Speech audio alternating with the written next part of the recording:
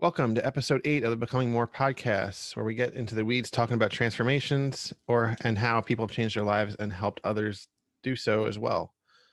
Today, I'm joined by Bob Raibourne. I've known Bob for quite a while, about a year. Bob, how you doing today? Good. How we doing? I'm doing fantastic. It's a wonderful day in the neighborhood.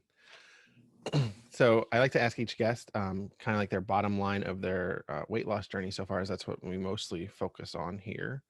So what would you say like your bottom line is so far?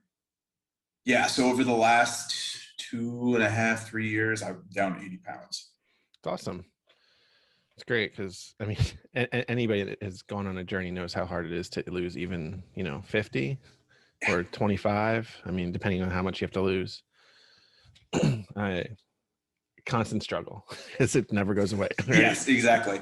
There have been like 100 plus restarts, so that's always I hear that. And then there's times where I don't know if you're like me, but where I just want to have the thing I want and I don't really care what it's going to do, and then it'll just sidetrack me a little bit, and then I'll get back on the horse, keep riding along. Yeah, absolutely. It's always okay, I'm gonna have 1 meal, and then it's okay, well, I'm gonna have 2 meals, and then it's like, well, it's just the weekend, and then it's like, well, it's Monday, but something's happening Thursday and Friday, so might as well just call it a week and then a month, and then you're like, oh, hey, I should probably go back to like being good. Yeah, the worst I think is the grocery store when you're hungry. Yeah. Click list, pick up. Yeah. Never. One, I'm super thankful for my wife because I don't even know how to do any of that stuff. I just know the groceries appear either out my front door or I have to go get in the car and get them. Yeah, makes sense. All right, so I like to get a background on everybody, kind of like, because like for me, like I was always heavy, like as long as I can remember, like to like age 8 or so. Were you like heavy growing up, or did you like gain it like college, like get the freshman 50, or like just an accumulation over time? Yeah, so I was heavy growing up. It's funny because everyone mentions like, oh, I would be if I'm like afraid to take my shirt, or I wouldn't take my shirt off. I wouldn't take my shirt off because I'm so light that after 15 minutes, I had become a lobster. So I never had to deal with that. And so I never really realized it until high school, how heavy I got, because I was really active with Boy Scouts and then Venture Crew, which is just like older Boy Scouts essentially. And we did a week-long backpacking trip, and it was like 10 miles one way in for one of our like yearly trips. And I was dying.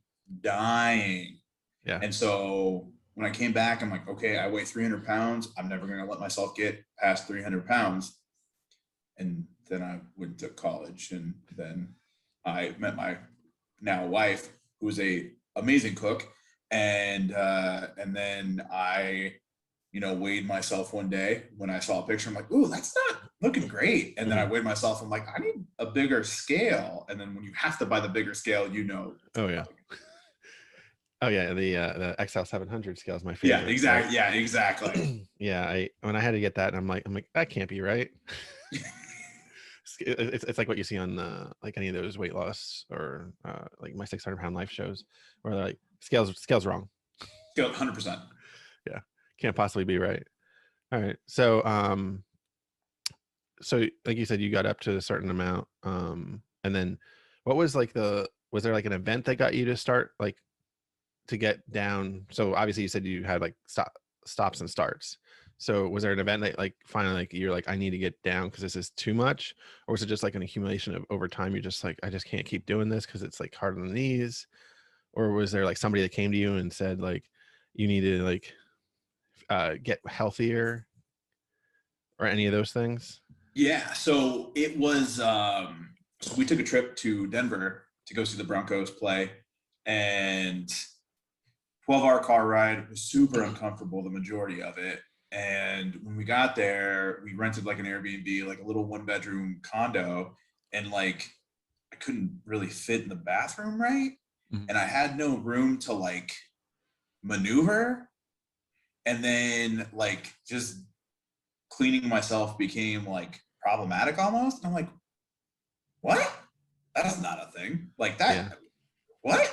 And so once I saw it for like, I realized it once, and then I kept realizing it. I'm like, okay, that's not great. Like that is not something that a grown man like So once it became that situation, I'm like, well, maybe let's. And I had been trying to lose weight since I was 15, but it finally like clicked. And I think it was a lot more information too. Like I finally wasn't like, oh, like eating clean and like wasn't trying to like, oh, low fat yogurt's good for you. Like actively tracking, actively like working on making sure that I'm staying in a calorie deficit, working out. Yeah, and I feel like so many of anybody that grew up in the 90s, like there were so many diet things like marketed towards us, like between Slim Fast, and then I remember there was one in the early 2000s called Right Size Smoothies because I bought some, and and all kinds of things like that that just were like marketed. It's kind of like how now like everything is marketed keto, right? Oh yeah. Same concept where we're just seeing like a huge amount of effort going in towards that, and then it's not meant to always help you stay on it because they want you to keep coming back and buying more because they want you to be in a cycle of dependence. Yeah, absolutely. It's so interesting to see all that. And the best part about that, Slim Fast, Weight Watchers, it was the Atkins diet for a while. That was fun. I remember that one. And just every type of fad diet. And, losing 5 pounds losing 5, 10 pounds isn't hard. It's the fact that when you go off of it and then you eat a cheeseburger again and have, a beverage of choice. Yeah. Like, yeah, I remember I had family members who had the little, you ever see the ones that have like where the people would like rub like their ears because they had like some like balls or something. They were like metal balls, and they would rub them to like, I don't know what it did, but it would like get them to not want to eat or something. And they lost like a bunch of weight. I think it's like something with pressure points or something. I don't know the whole deal, but they lost a bunch of weight. And then as soon as they weren't doing them anymore, it just came right back on because if you can't sustain it, it's not going to last.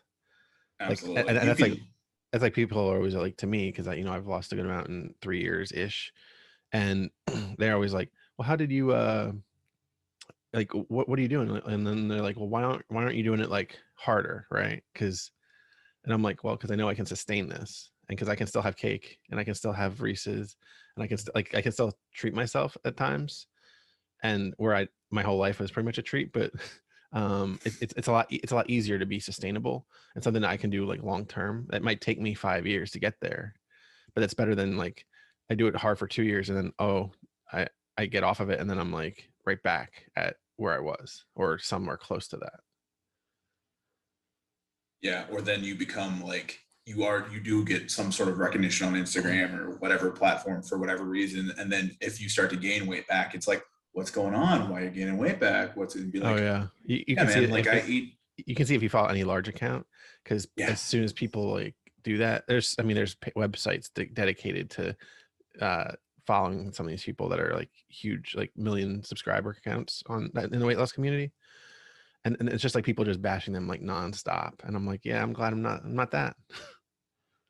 It's so insane to me. And if you want to do that, if you want to eat 1,000 calories or go down to whatever extreme to get there and then figure out how to maintain it, good for you, man. I'm in the same boat though. I wanted to do something that's sustainable that you can actually do. And when you're as big and when you have as much weight to lose as us, we lose it fast. I mean, that's fast. And yeah, if you lose 40 pounds, 60 pounds, 80 pounds in a year, over 2 years, however long, you're still going the right direction.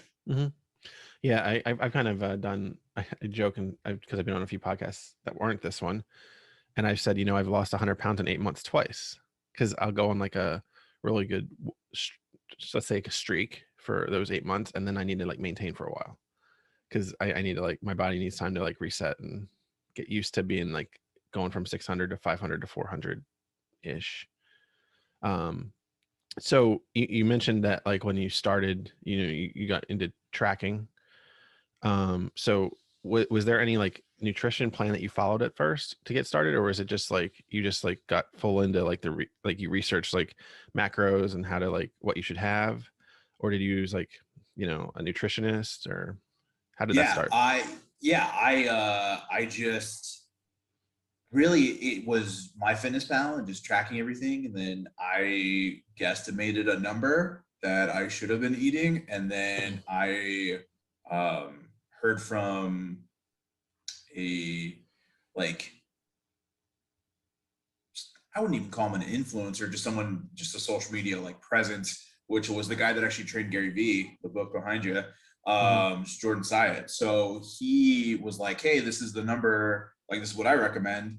And I'm like, oh, that makes sense. And I did the research into that. And then it's like, that's just a really easy calculation of TT or TD versus, whatever.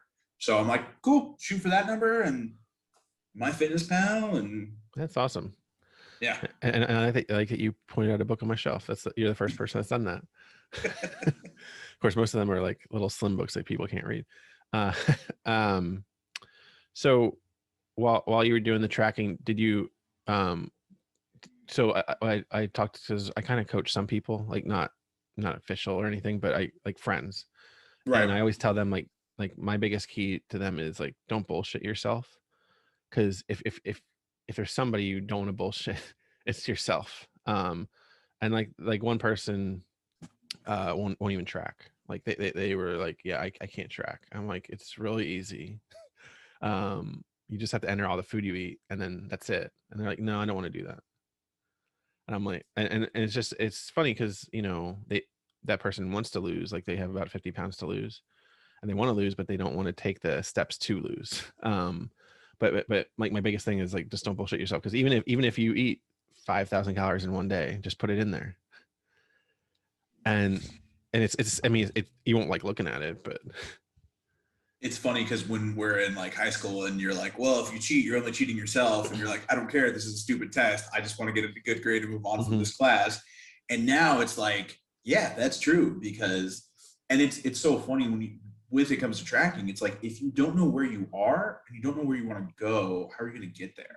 Yeah. Like if you don't track and know what you're eating and know what you're consuming, then how are you going to hit whatever goal that you have? If that's your goal, if your goal is to gain weight, obviously the same situation. I mean, I don't know. I guess you can just eat like a jerk for a couple months and then keep working out and see how that works out.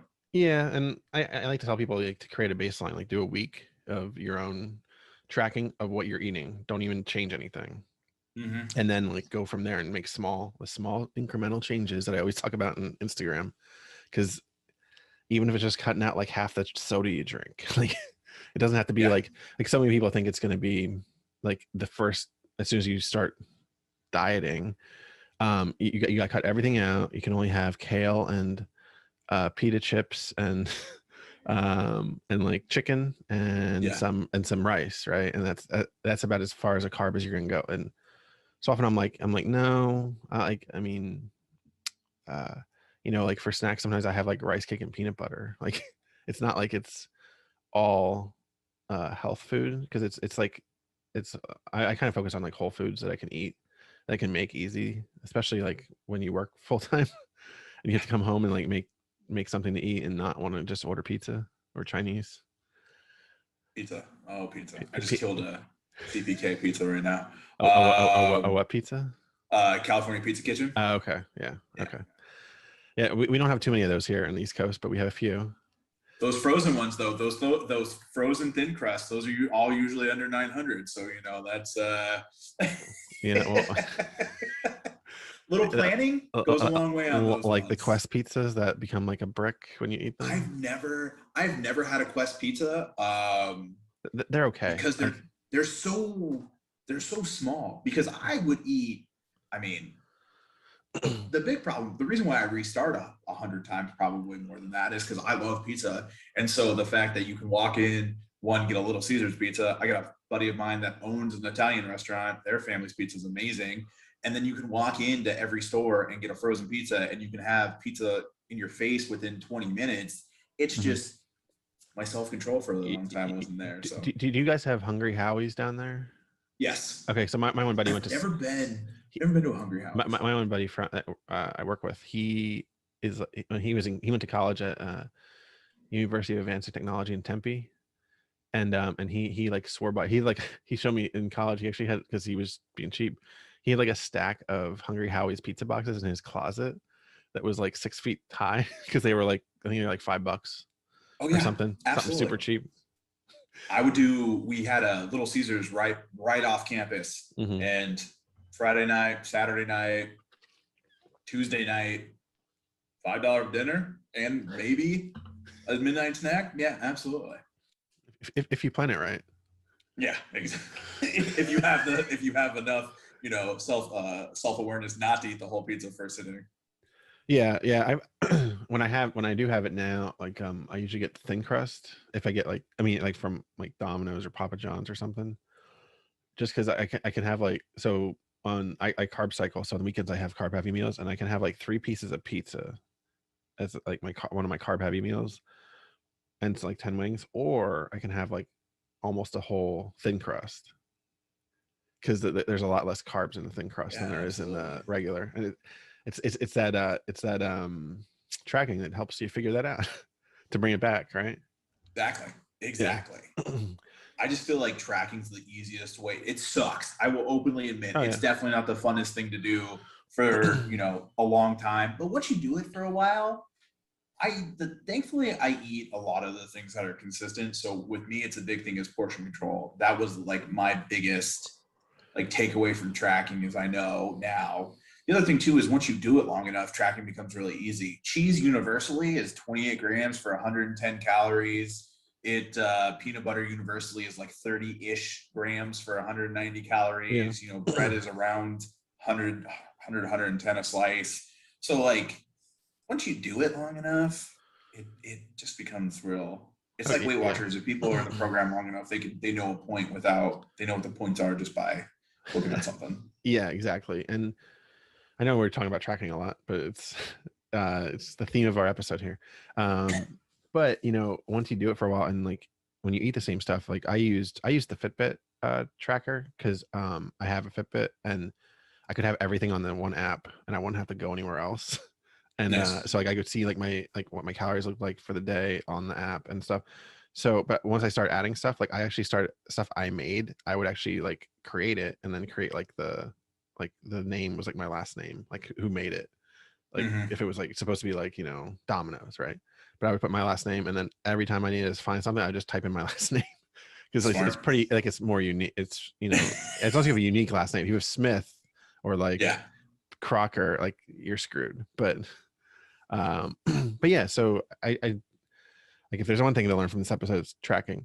um so All aspects of your life. Every aspect of your life comes down to track. definitely. So we kind of talked about cheat meals because we talked about pizza a lot. So I like to ask people, because you had a 80-pound weight loss. So did you see any side effects from your weight loss? So I like to kind of group it in two groups, which is physical and non-physical, because there's some people I've seen on Instagram. I mean, I'm one of them who have like lost physical size, like height, shoe size, because your fat feet get smaller. You don't need like the quadruple E, or like size are too bigger. Or the non-physical is like sometimes like losing family or friends that you would hang out with because you don't do the things you used to do, or gaining friends, or gaining confidence is a big one. I feel like things like that. Have you seen any of those kind of changes? I call them side effects, but really changes from your weight loss that weren't directly related to the weight loss itself. Yeah. The biggest one is like the shirt size. Like I can now fit into a 3X ish. And then it's the big one too was like you realize that a lot of social activities revolve around drinking because Mm-hmm. that's what I had a ton of people. I'd be hanging out all weekend with people drinking, Friday night, Saturday night, maybe a little Sunday fun day action, and then going back to work. Okay, cool. Maybe I hit a happy hour during the week.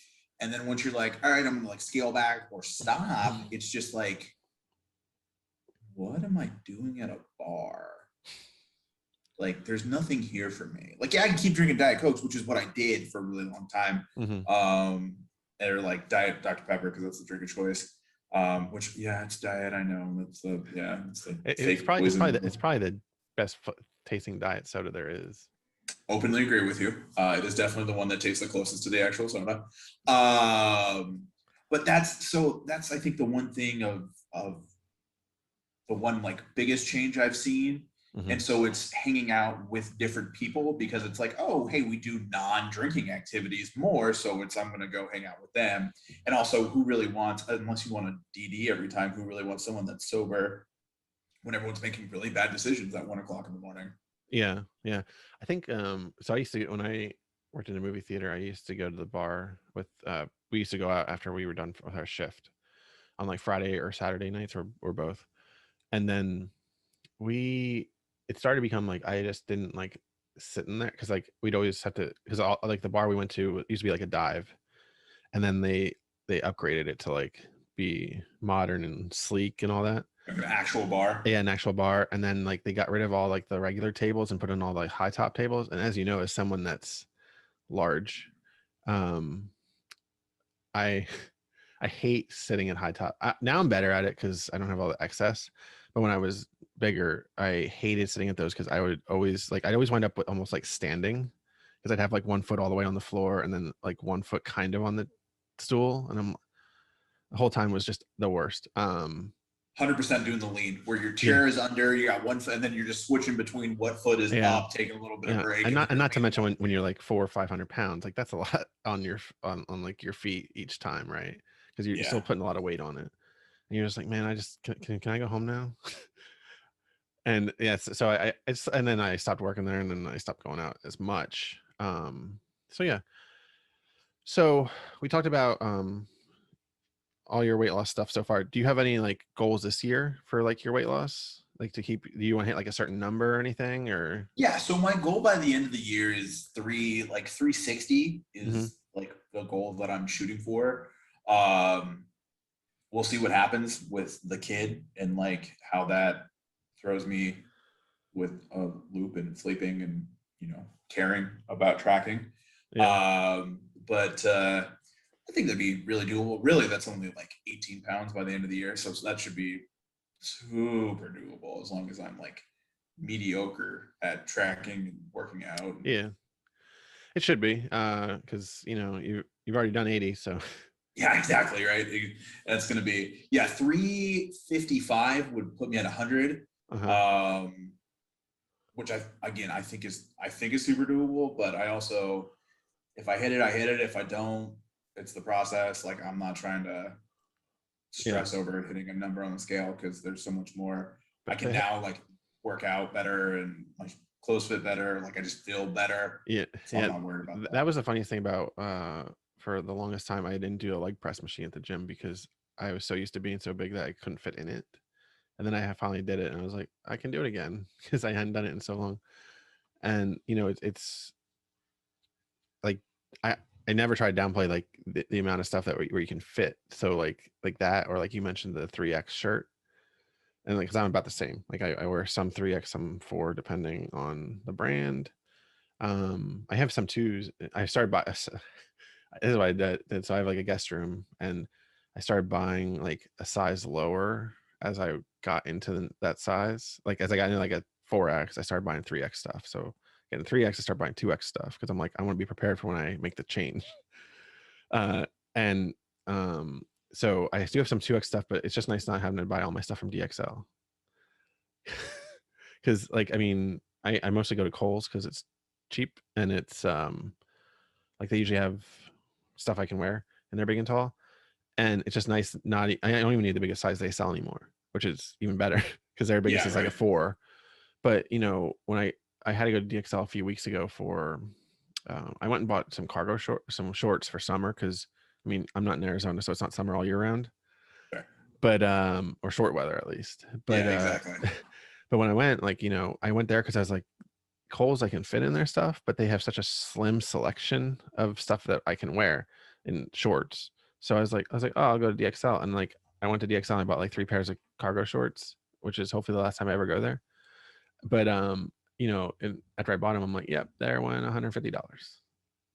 Where where it shouldn't, or whatever, it might have been 130, but it was still a lot of Yeah, money. it's stupid expensive for what you're getting. And I'm like, oh, cool, because I'm doing this much more fabric. It's double the price. That makes sense. Yeah, because at the other place it's like $35 for a pair of shorts, and then there it's like $55, and I'm like, You ever notice how they're dead though all the time? yeah, I don't know how Maybe they that's stay in the business.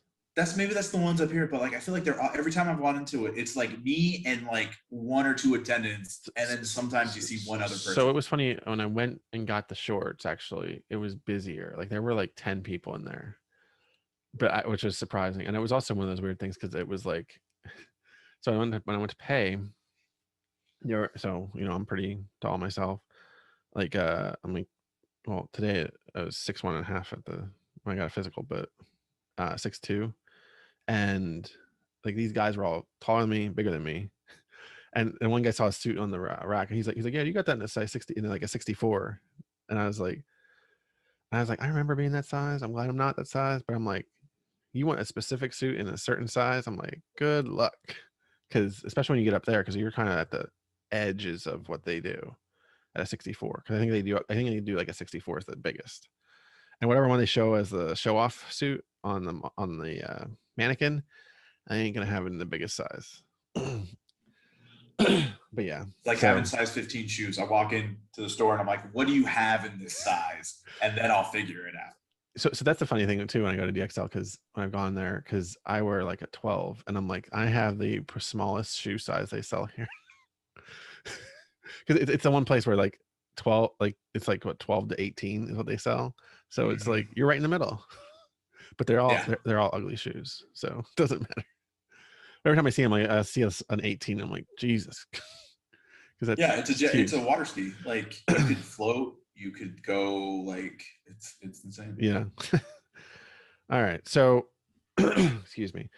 So since this is becoming more podcasts, I like to focus on more than just weight loss, because there's other things in life than weight loss. So I know you do financial coaching, and you work in that, so could you go into like how you got started with that, and like what your goals are for that? Yeah. So over the last 4 years, me and my wife paid off $136,000 worth of debt. Wow. So yeah, and so we became debt free in March, and it was a really interesting experience. We had a 1,500 square foot house on a quarter of an acre in a really nice neighborhood in Phoenix, and then we made the decision to sell it, and we moved into a 471 square foot apartment.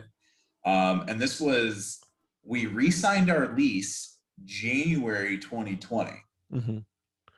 So me and my wife for the last year both worked at home in a 400 square foot apartment. It was Tight. fun. It was fun. It was tight. Yeah, it worked out though. We learned how to communicate really well. And thankfully we have two little dogs, so we would walk them 4 times a day, and we would go like, there's like Tempe and Tempe Town Lake, which is like an attraction there, where it's just like just a giant like river, and we'd go walk around there. So we would like find places to go. But yeah, it was just us in our really tiny apartment for a long time, but worked out. We did it on purpose. We did it for a reason. So now, we're debt free, which is awesome. And yeah, so with being debt free and like the whole process and realizing like, hey, it's back to tracking. You just got to do, the biggest aspect of it is doing a budget, having a plan for your money. Mm-hmm. So it's really helping. Financial coaching is helping someone get their financial habits correct, because we all know someone that maybe has something, brand new car, always has new clothes, maybe is always going out to eat, but like come Wednesday, they're like, I'm broke. I can't put gas in my car. Mm-hmm. Like, no, I can't go do this. And so it's getting them to actually plan a little bit. And then it's also getting people like out of the mindset of like, I'm always going to be broke. I'm always going to be poor. I'm never going to have anything. I'm never going to be able to retire. Yeah. It's interesting because where I grew up is a very depressed area. Like I grew up in Pennsylvania, and there's a lot of old coal mining and steel towns that all went, like steel left, the coal left, or the coal is still there, but there's a lot less work, let's say. So what happens in these towns is, people have to wind up doing like retail jobs or go back to college so when I was in college, I did some stuff. I did credits at community college, and when I was there were people that were in their 50s going back to school because the steel plant had left town, and that was like an employer of like 2,000 people. So so it was interesting in that aspect because people were like having to reinvent. but then also, I had a friend who I knew, let's say acquaintance now more than friend, but I knew from high school who, when I was back there and I saw them and they're like, oh, like, they asked me something about, what I do for work and stuff like that. And then we got to talking and they were like, yeah, like I'm just trying to scrape by. And I was, and they're like, yeah, I cashed out my 401k at like, what it was like 40% taxed. Right. And I said, why would you do that? And they're like, well, I just wanted the money. I'm like, yeah, but that money you just lost, over almost On the half. money. Like you lost half of whatever it was worth to get like, and it was so they could buy a car, like, and not a functional, not a car that they needed, but a car that they wanted. And I was like, yeah. And they're like, well, why do you keep your 401k? I'm like, because I want to retire. Like, and they're like, well, how much do you put in? And I'm like, well, I put in like the max of what I can every paycheck. Cause I'm like, I want to retire at like in my 60s. I don't want to have to work till I'm 80 or whatever it is. Cause like the phrase, because there's people that live to work and there's people that work to live. And I'm the latter. Mhm. But it's always interesting that like those decisions where you'll like literally piss away like half your money on Oh something yeah. like that, where it's just like a short term like want that you don't need. And Yeah, absolutely. so It's like you're, crazy go ahead. how much like fast food, like you take a look at like, weight loss, you take a look at how much fast food or like going out to eat Mm-hmm. on like a somewhat regular basis, like more than just like date night, more than just, okay, cool, I don't want to cook. Like that's our plan. More than that, it's, that money starts to add up quick. And so by changing that habit too, weight loss just naturally ensues. Yeah. Yeah. And so speaking of that, like when you did you like budget like a certain amount for going out or getting takeout or something like that? And then that's all you had for like that week or 2 weeks or month? Yep. Oh, cool. Okay. Um, yeah, because I find it's always interesting like how people can get, debt free, because that's nice. Because I always look at my mortgage and I'm like, yeah, this is gonna take a while. Um, but but then I also look at like, it's kind of funny because my 401k and my mortgage are with the same company. So I see them on top of each other. And like this past year, my 401k surpassed my mortgage in the amount. So I was like, that's nice. Yeah. And that's nice. And then it's like, and that compounding interest for the next 30 years is going to be even better. So yeah, it's just like what because I know plenty of people like from my family that not extended family that really like they didn't have a lot at the end, like towards the end of their lives, because they were really like relying on family to help them. And that's where I don't want to be with my child or children. uh Tentative, we'll go child for Yeah. now. I don't want to be there in 40 years. I want to be able to like have my own thing and just stay with it. Yeah. I have my own funds and I won't have to rely on them then, because I mean I couldn't, because who wants to be like 30 and like taking in their parents? It's definitely, they talk about that as like, our parents is like the sandwich generation because they were taking care of us and probably taking care of their parents at the same time. So it's just interesting to see that play out with people who didn't save or thought, okay, I'll have social security, and or they had a pension with the same company, and then Enron and Oh yeah. '07, Yeah. and I mean everything, all of those just went sideways. Yes, so that was like the time when my 401k was like early, and that like the '08 crisis. And I remember mine like went down like, you know 5-10 grand maybe or something, which was minuscule compared to what other Yeah. people's went down. And I know people that lost 100,000 in the when they had theirs, because they had no idea it was going to happen. And you're just like, there's $100,000 gone in an instant. But Yeah, yeah, it's so crazy. But the thing with that, and I'm not like a financial advisor or anything like that. That's the big difference between, that's the biggest distinction I make, is like a financial coach helps with the money habits. A financial advisor helps like tell you like, hey, pick this stock or these funds or this wants to do mhm, that. but there is some overlap, and it's as long as you leave it alone. Typically, historically, the market average is 10 to 12%. Your money doubles every 7 years. Like when people, the biggest one is like, what should I do? It'd be like, leave it. Just leave it. I mean, they have those index funds that make it super easy just to pick your retirement age and just pick the fund closest to that, right? Yep, exactly. If that's the bare minimum that you do, just put money there, just leave it alone. Don't touch it, don't borrow against it, don't do anything. Just leave it, let it go, let it grow, and that's the best option. Yeah, for sure. Yeah. So if people wanted to learn about your coaching more, where can they learn more about that? Yeah, so at Bob's Doing Things, which is my Instagram handle for my weight loss too, it kind of serves both functions. And then there's in the which I love that handle. It's great.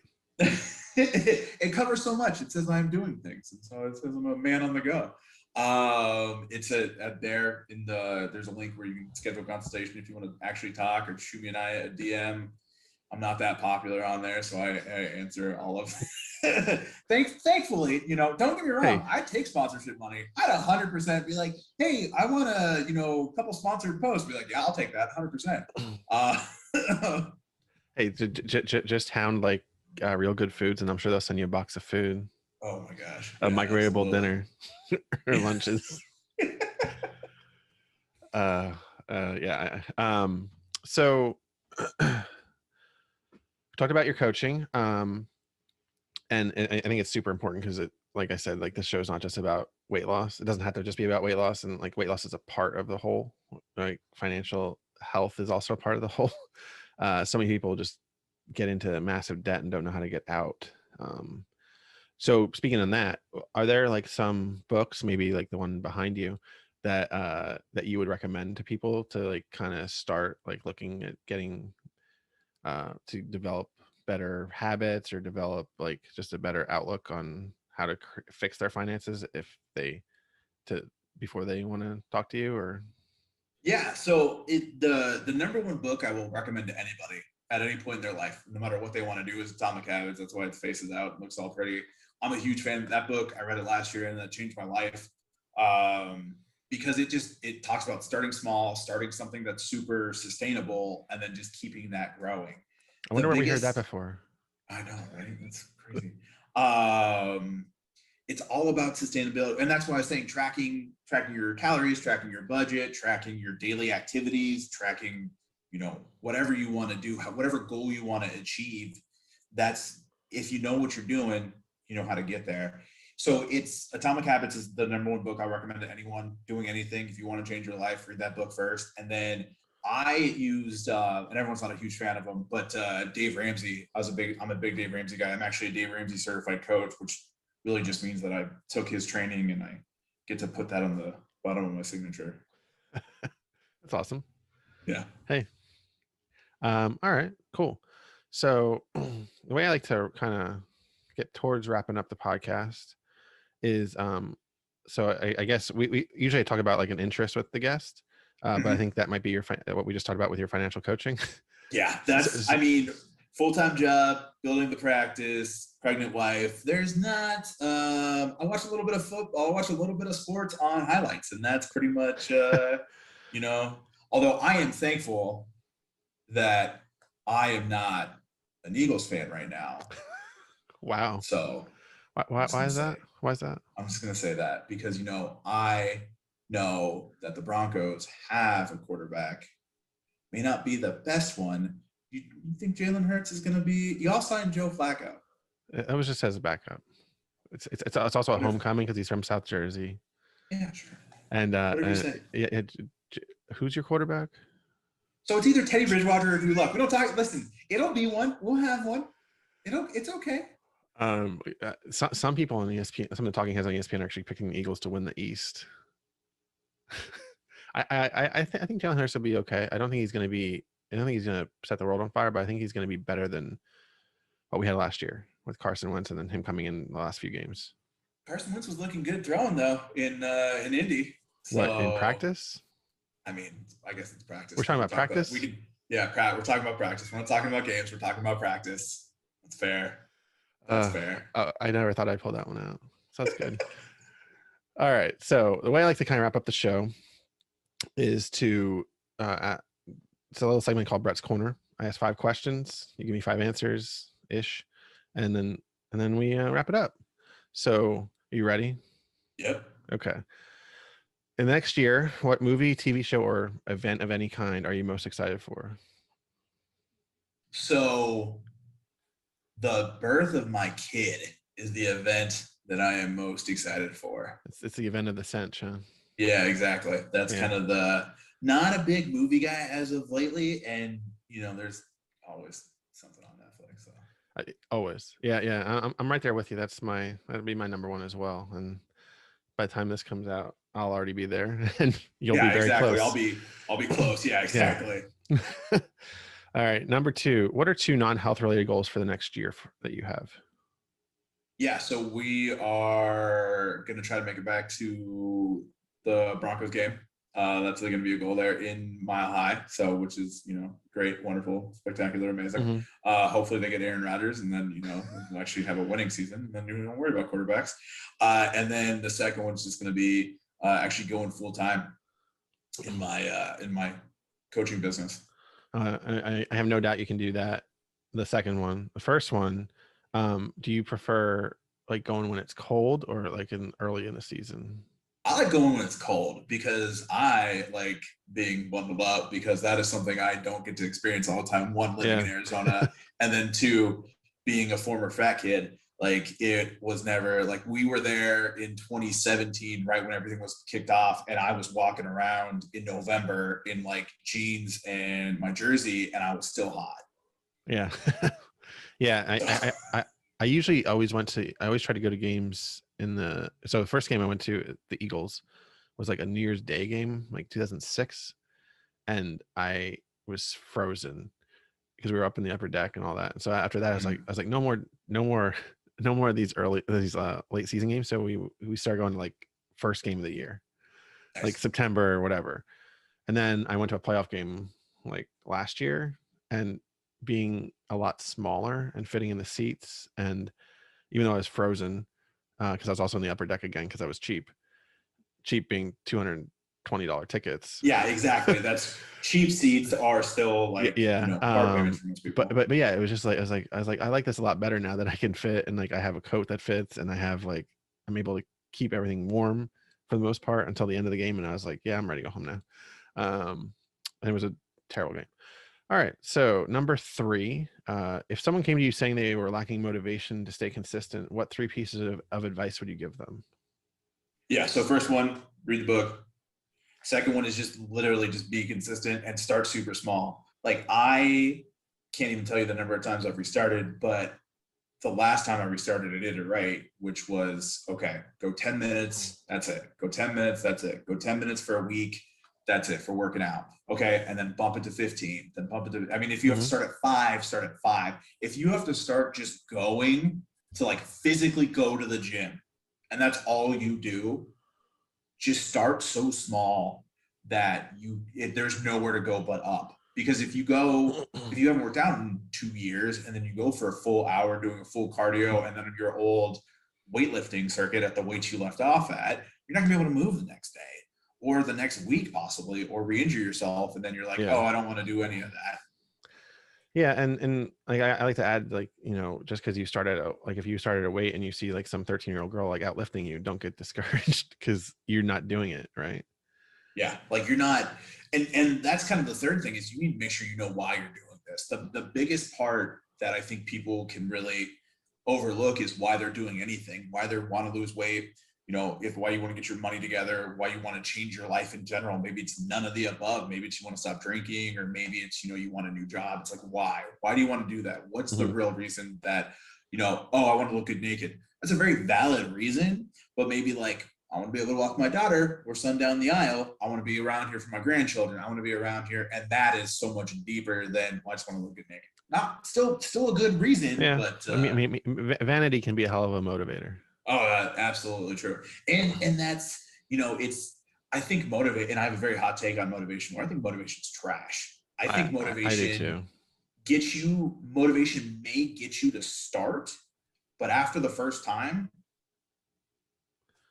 it's not going to get you to go back the second time unless you keep looking at something, and then that's not good for you. Yeah, I usually say after the third week, motivation's dead, because you just got to make it in. It's. I like to go back to like last year when I was doing a lot of walking. Like the first couple weeks I did it, and like consecutively every day. Like I was just like, I hate it. Like I was motivated to do it, right? Because I was like, oh, I can do this. I'm at home. I don't have to go to work. Blah blah blah. And then by the third week and fourth week, I didn't have motivation some days, but then it just became like this habit where I got to be a routine, and I just did it because I was like, that's just my thing. And that's where I find most people want to be. Is once it gets to be a routine, like it's not a big deal anymore.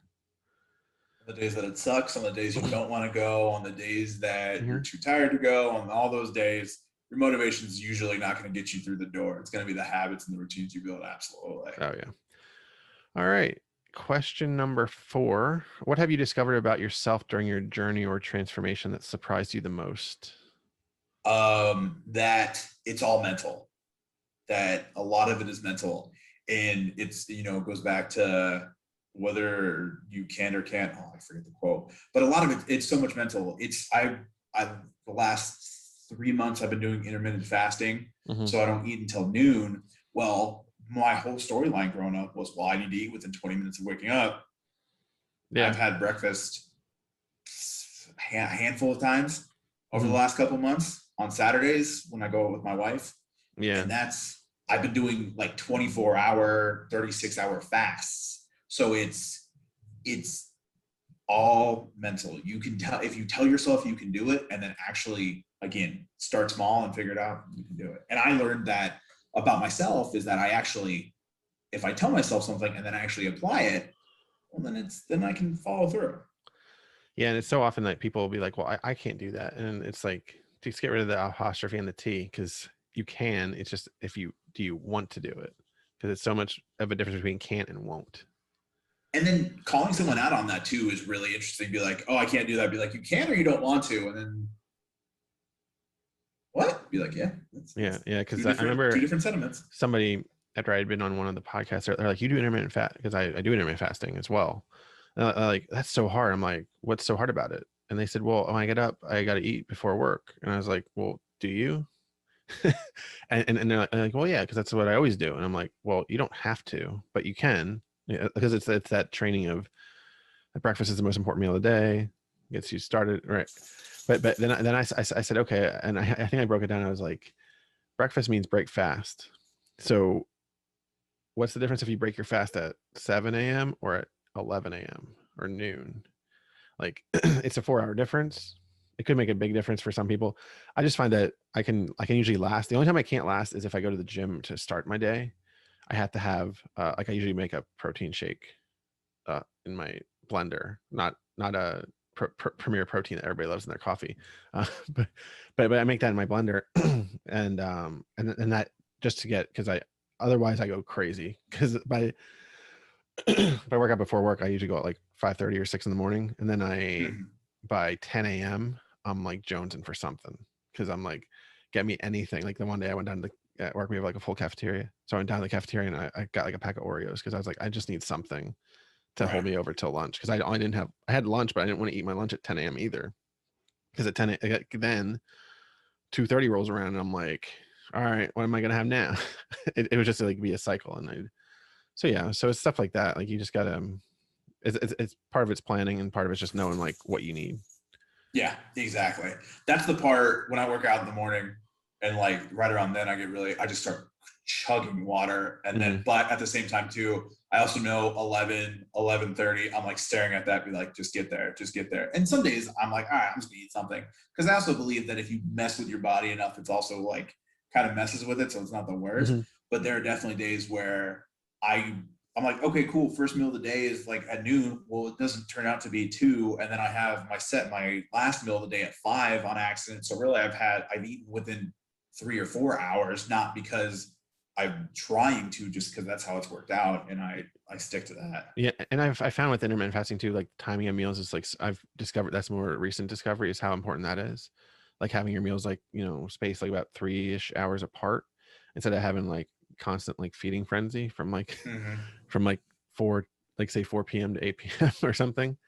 Yeah, it's interesting. I Yeah, still eat breakfast almost every day though. I have like the breakfast food I have probably 3 to 4 days a week yeah. as my first meal. So Okay, that's cool. See, because I've there's never, no lunch food. yeah, I've never been a big breakfast food person.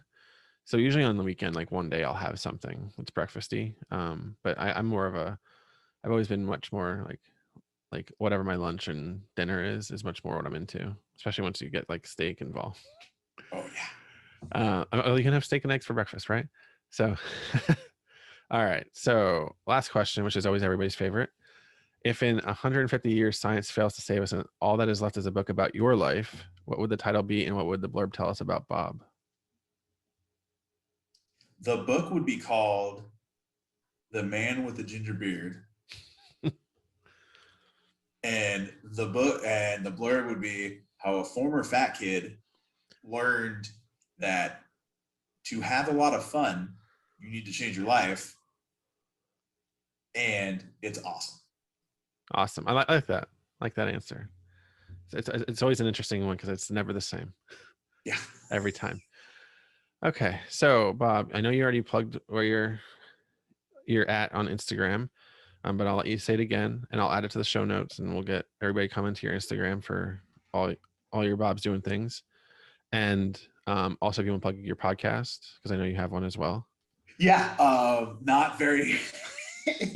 Recording on it is sparse. I don't think there's been a new episode in like 2 to 3, maybe 4 months.